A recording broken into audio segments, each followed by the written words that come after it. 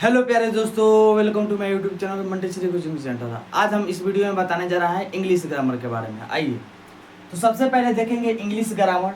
तो यानी इंग्लिश क्या चीज़ से बना है, सबसे पहले ये चीज़ हम देखने का प्रयास करेंगे। तो देखिए, कोई भी चीज़ बनता है तो किसी न किसी छोटे चीज़ों से मिलकर ही बनता है। जैसे मान लीजिए कोई घर बना है, चाहे किसी भी प्रकार का चीज़ बना है, तो किसी न किसी छोटे चीज़ों से मिलकर बना। जैसे घर हो गया, तो बिना ईंट, बिना गिट्टी, बिना बालू, बिना पत्थर, बिना मिट्टी के घर नहीं बन सकता है। किसी भी चीज़ को बनाने के लिए छोटे छोटे चीज़ों की आवश्यकता होती है, जिससे वो मिला कर क्या किया जाता है, बड़ा बनाया जाता है। वैसे ही इंग्लिश को सबसे पहले देखेंगे, इंग्लिश क्या चीज़ से बना है, सबसे छोटा उसमें क्या चीज़ होता है ना। तो सबसे पहले जानने का प्रयास करेंगे हम लोग लेटर के बारे में। क्यों? क्योंकि लेटर क्या होता है, सबसे इंग्लिश में छोटा होता है। क्या होता है? छोटा होता है। तो सबसे पहले देखेंगे लेटर क्या होता है। तो इसका डिफिनीशन होता है कि a letter is the smallest unit with the help of which we write an English word।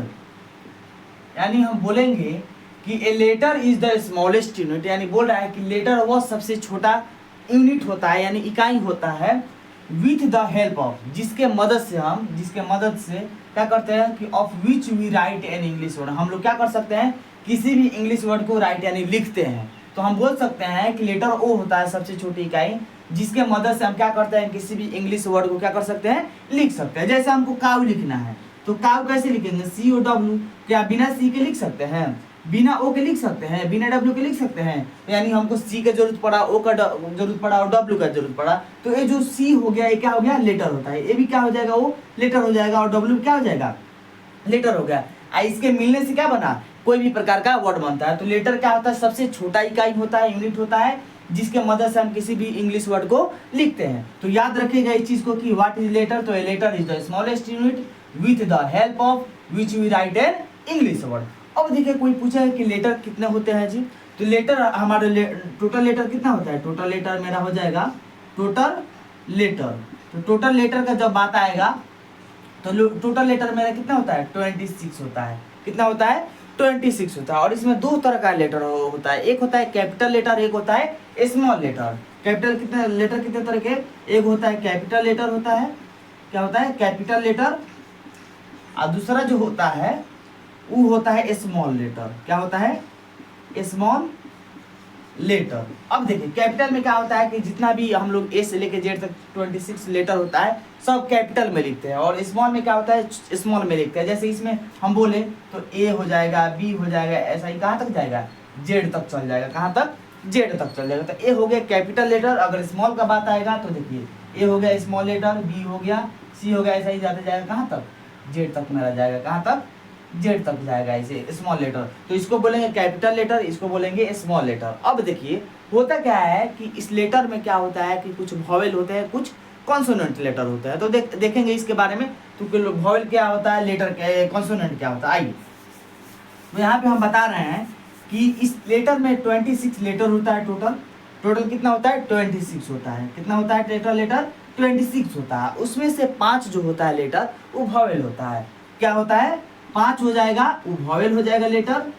और देखिए, 26 में से 5 घट गया, यानी तो हमारा बच गया कितना, 21। तो 21 क्या हो जाएगा मेरा, कॉन्सोनेंट हो जाएगा। क्या हो जाएगा, कॉन्सोनेंट हो जाएगा। तो कोई पूछेगा कि वॉवेल की संख्या कितना है, तो 5 बोलेंगे, और कॉन्सोनेंट की संख्या बोले तो 21 बोलेंगे। लेकिन जब लेटर का बात है कि टोटल लेटर कितना है, तो क्या बोलेंगे, 26 लेटर है। अब देखिए कि वॉवेल में कौन कौन सा लेटर वॉवेल होता है, कौन कौन सा कॉन्सोनेंट होता है। तो देखिए, ए हो जाएगा वॉवेल, ई हो जाएगा, आई हो जाएगा, ओ, और क्या चीज, यू हो जाएगा। ये पांचों क्या है, वॉवेल है। लेकिन इस पांचों के अलावा जो लेटर में 26 में से बच जाएगा, वो सब क्या कहलाता है, कॉन्सोनेंट कहलाता है। यानी इसको छोड़कर और भी जितना भी सारा क्या हो जाएगा, लेटर बचेगा। जैसे बी हो गया, सी हो गया, डी हो जाएगा, ई नहीं होगा क्योंकि वॉवेल है, एफ हो जाएगा, जी हो जाएगा, एच हो जाएगा, आई नहीं होगा क्यों, क्योंकि वो वॉवेल है ना। तो ये सब चीज क्या हो जाएगा, कॉन्सोनेंट हो जाएगा। तो कॉन्सोनेंट की संख्या 21 और वॉवेल की संख्या 5 होती है ना, 5 होती है। अब देखेंगे सबसे पहले कि वॉइल होता है क्या, इसका डिफिनेशन देख रहे हैं हम लोग। तो चलिए, तो अगर इसको नोट करना चाहें तो आप लोग अच्छी तरह से प्रॉपर क्या कर सकते हैं, नोट कर सकते हैं। अब देखिए कि वॉवेल क्या होता है। वॉवेल देखेंगे तो वॉवेल होता है कि A, E, I, O and U are called क्या होगा, वॉवेल। यानी हम बोल सकते हैं कि ए, ई, आई, ओ और and U are called vowel. यानी ए, ई, आई, ओ और यू को क्या कहते हैं, वॉवेल कहता है। और इसकी संख्या, वॉवेल की संख्या 5 अभी बताया। अब आइए कॉन्सोनेंट। तो कोई कॉन्सोनेंट पूछेगा तो कैसे इसका डिफिनेशन देंगे, CONSONANT, कॉन्सोनेंट। तो देखिए, all the letter except, all the letter except A, E, I, O and U are called consonant. consonant।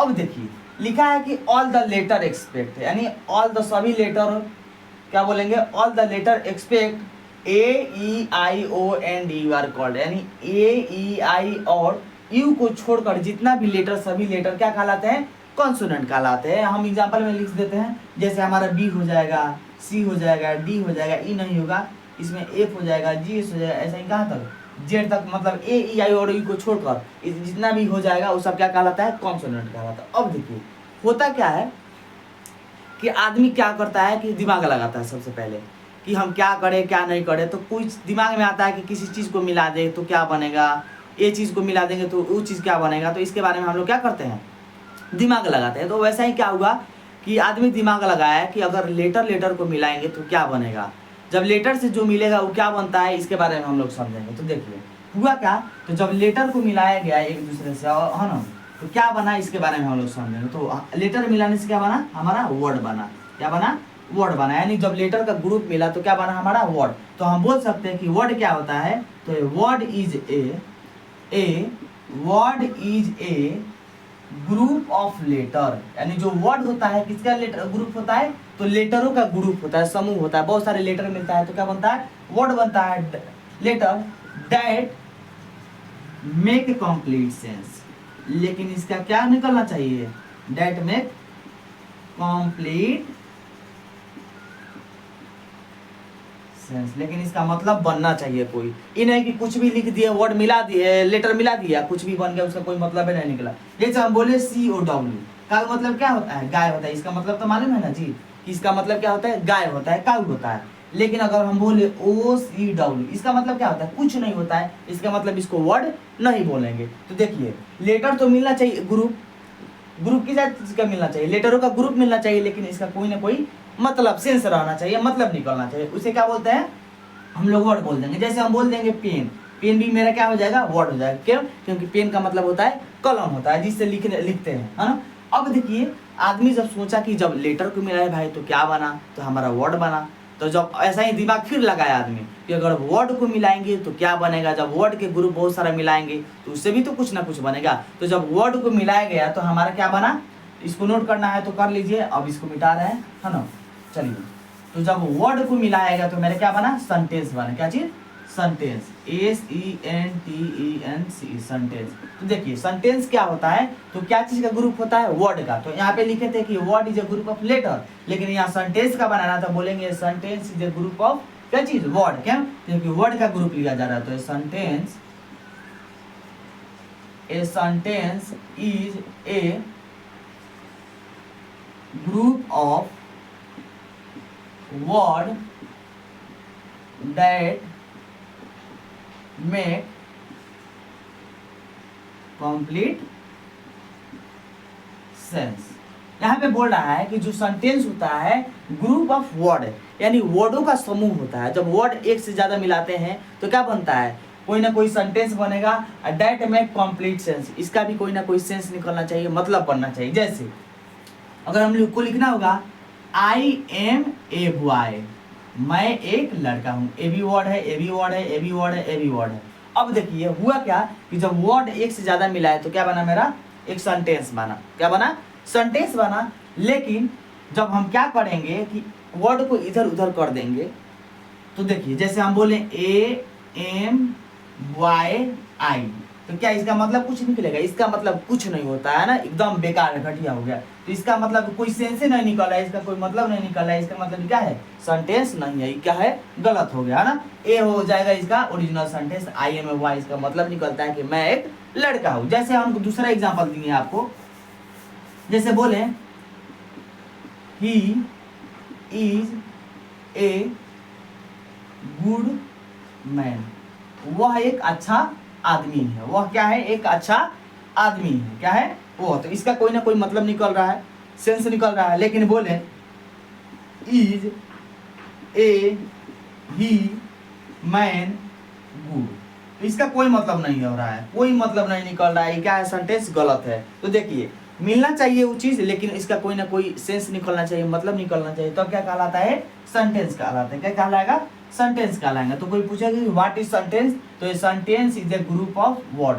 जो सेंटेंस होता है क्या चीज का ग्रुप होता है? तो वर्ड का ग्रुप होता है दैट मेक कंप्लीट सेंस, लेकिन इसका कोई मतलब बनना चाहिए, तब वो सेंटेंस कहलाएगा, है ना। तो ऐसे हम क्या कर सकते हैं? सेंटेंस को बना सकते हैं। अब देखिए आगे क्या आएगा मेरा, तो सेंटेंस जब हो गया तो हम लोग क्या करते हैं, इस किसी भी वाक्य के काम के आधार पर, यानी सेंटेंस कोई भी वाक्य होता है उसके काम के आधार पर क्या किया गया?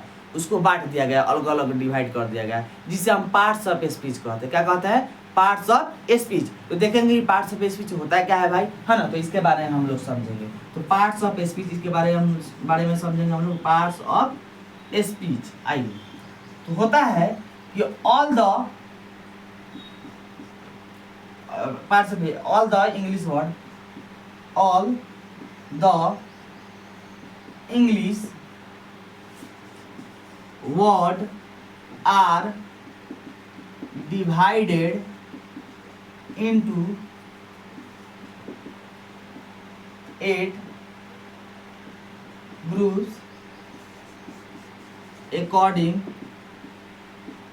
to the work they do in a sentence. Each groups are called parts of speech. तो देखिए यहाँ पे कहना चाहता है पार्ट्स ऑफ स्पीच कि ऑल द इंग्लिश वर्ड, जितना भी इंग्लिश वर्ड है मेरा, कोई भी प्रकार का वर्ड ले लीजिए, वो क्या चीज़? Divided into 8 groups. इसको 8 ग्रुप्स में बांट दिया गया है, 8 वर्गों में बांट दिया गया है। किसके अनुसार? तो अकॉर्डिंग टू द वर्क, उसके काम के अनुसार से। क्या चीज़?